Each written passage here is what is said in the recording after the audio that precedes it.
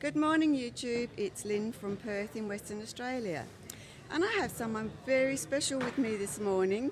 This is Norm Stockton, and he is very active in the Australian Native Organisation, Orchid Society in Perth, and this is their display. If you remember my last video, or one of my last videos covered this display, but this morning I've asked Norm to actually give us a little lesson or instruction on how to tell a kingianum from a Delicatum. And he's going to explain, so take it away, Norm. All right.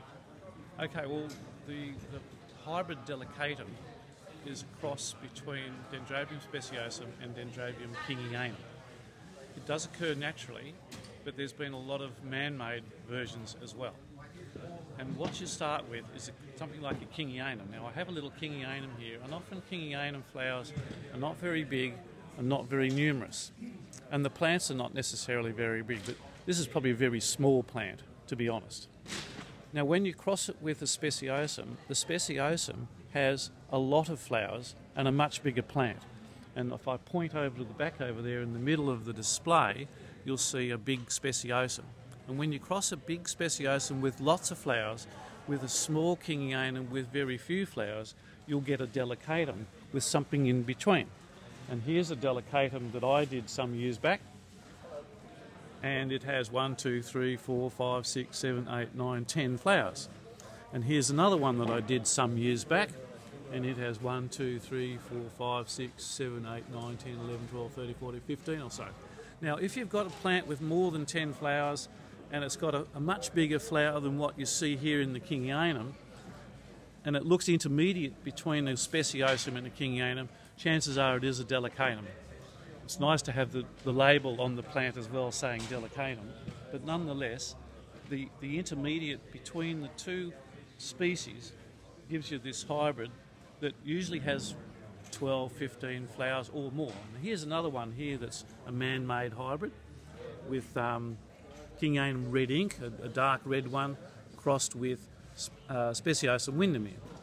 And again, this one here is a man-made. Indeed, a lot of the natural ones occur between sort of Newcastle, New South Wales into the southern Queensland region, and they're usually a cross between kingianum and the variety of speciosum called Hilii. And usually they're whites, creams, light pinks. You don't tend to get dark Delicatums in nature. The dark Delicatum is usually man-made. And what has been happening over the last few years, 10, 15 years at least, is that there's been a lot of line breeding of kingianums to get better kingianums, darker, bigger flowers, and we've also been line breeding our speciosums to get bigger and better blooms and better shapely blooms. As a result of that, people are now going back and making new Delicatums that are bigger, better and brighter. So keep your eyes out for new Delicatums that might come on for sale that have been line bred in the last few years. Because there will be some lovely ones. That's very informative. One of my viewers did ask the question about the lip. About the difference in the lip between kingianum and Delicatum. Look, again, it's sort of intermediate, but if you have a close-up on the lip, that's fairly typical of the lip. That's the plant. See on that one there. Okay. Okay, and that's that one. And if you look at this one here, not much different. Okay, bit rounded. Okay.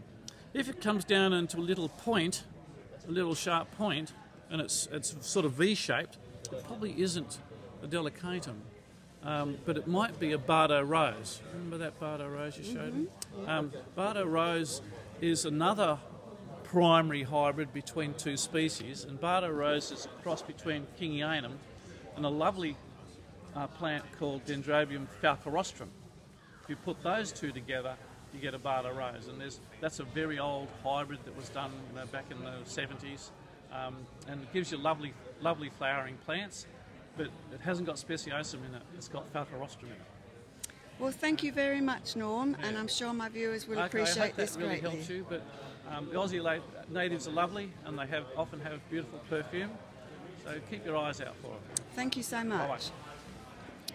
Well, wasn't that There you go. interesting? How's that? Wonderful. Yeah, I've got one of these at home too, but it's not fully in flower yet. It's just coming. Yeah, they're Got magnificent. about 2 or 3 flowers. Okay, I'll take that in a Keep moment. your eyes out on them. Well, Okay, so just another quick pan around the Anos display, because I keep saying species because we do have a species display, which I will possibly do in my next video for you. So just wrapping up now around the Australian Native Orchid Society display, looking at the end of winter, early spring flowers that we have. And a lot of us do actually grow these just out in the open in our garden because they tolerate our conditions. There you go. That's a wrap for this video, and I hope you've learnt something. Bye now.